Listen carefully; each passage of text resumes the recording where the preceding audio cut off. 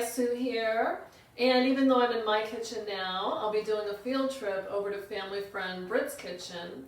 And Britt is a local tennis instructor here in Tucson and an avid barbecuer. So without further ado, I'll switch over to Britt's kitchen. I'm here with Britt today in Tucson in his beautiful home. And Britt, what are you going to be cooking for us today? I am going to be preparing a Spatchcock Garfunkel chicken. It's going to be a whole chicken, and we're going to prepare it with some parsley, sage, rosemary, and thyme. And we're going to be cooking on the green egg.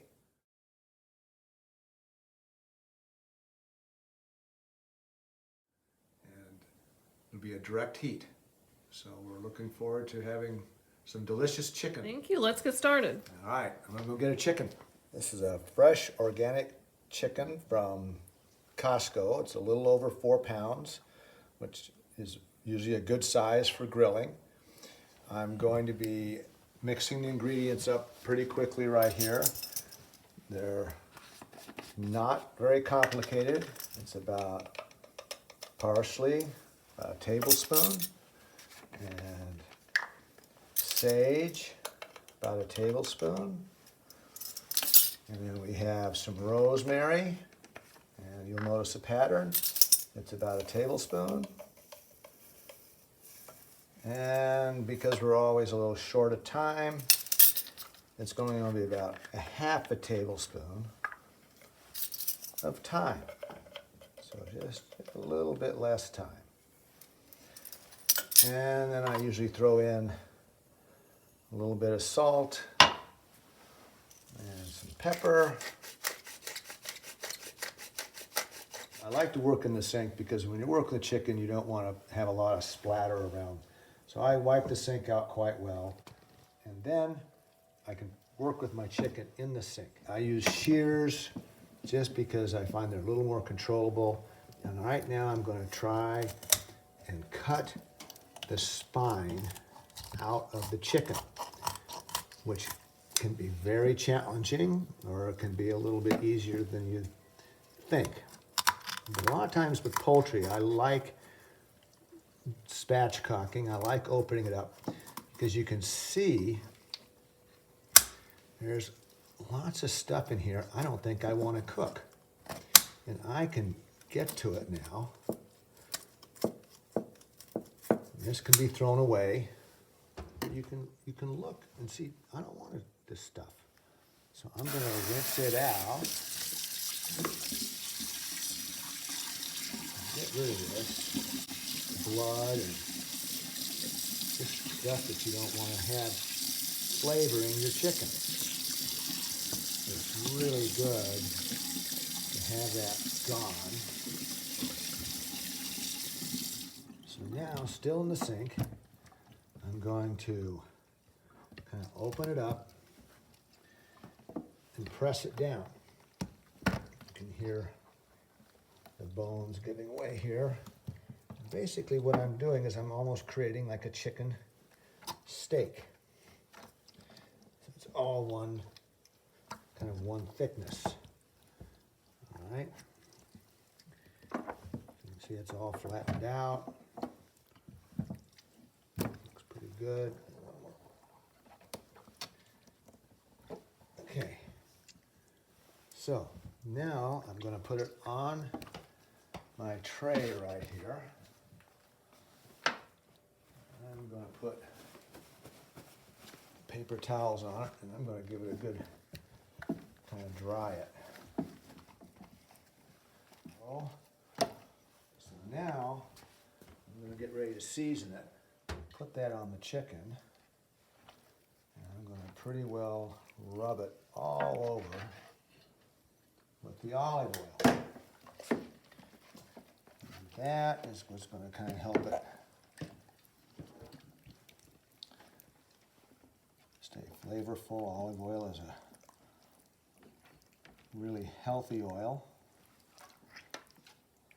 So I'd say that's pretty well rubbed.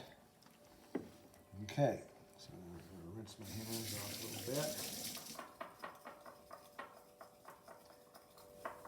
I've cooked this recipe enough times that sometimes I just keep a container already made up of Garfunkel spices, but I went ahead and made fresh today. Now I'm going to just go for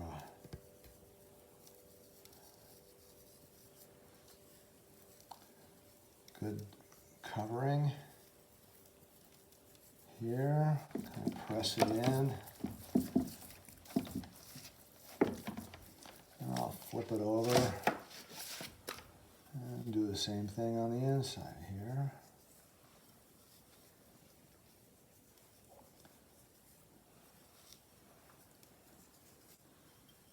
This is a French recipe.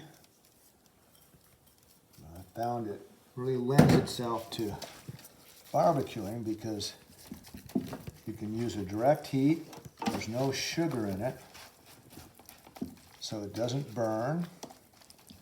And you end up with a really flavorful piece of poultry. I've done the same thing with turkeys at Thanksgiving. It's been a hit. So we're getting ready to go out and use the green egg. I've been working with it this morning to get the temperature up to 350. So that's ready to go. So I think we're ready to make a cook. Before I put the chicken on is I usually give it one more good swipe with my oak spatula just to make sure there's any wire or anything on there. This is just a little bit of avocado oil, inside down, and we're going to go 15 to 20 minutes at 350. I'm using a mixture of oak and cherry wood as the smoke with a lump charcoal. So this grill is called a green egg. It's a heavy ceramic, which is an ancient technology, but it's covered with metal to keep it together and protect it from the outside conditions. But the beauty of it is, once at temperature, with just a little adjustments of the vetting, you can keep a temperature pretty consistent without adding more fuel. You know, over here you can see the Webers and the Texas smoker type apparatus. When doing a longer cook on those, every 30 minutes or so you have to figure out how to add more fuel. With this, you can cook sometimes 24 to 30 some hours without ever adding more fuel. And it makes it a lot easier to cook something that takes a long period of time.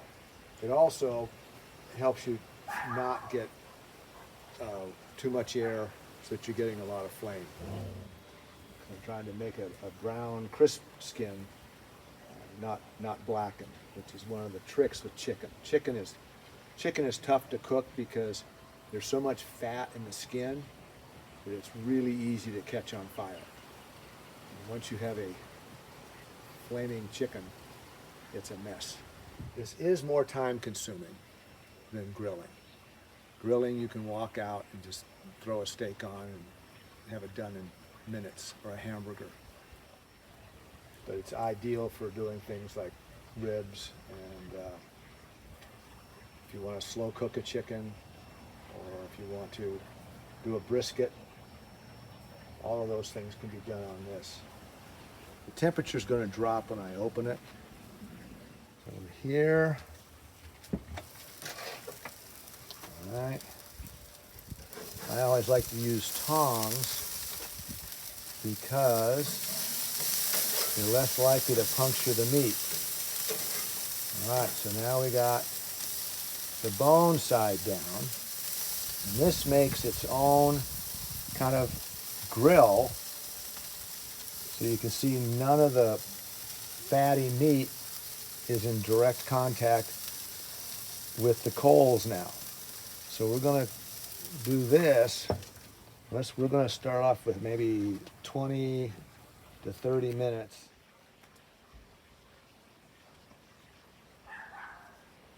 There we go. Is that a good spot? Yeah. You like to come outside? All right, so I usually try to get someplace like a breast. So that's 130 in there. And I'll try to get in here. So now we're getting 170s.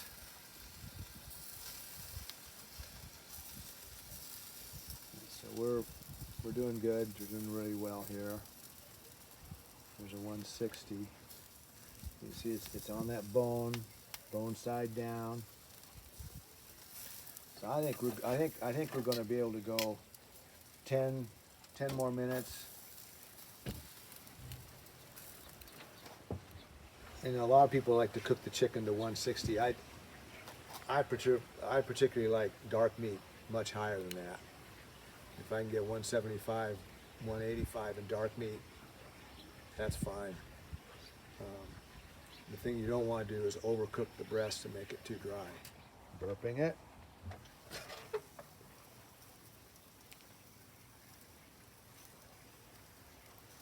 That 165.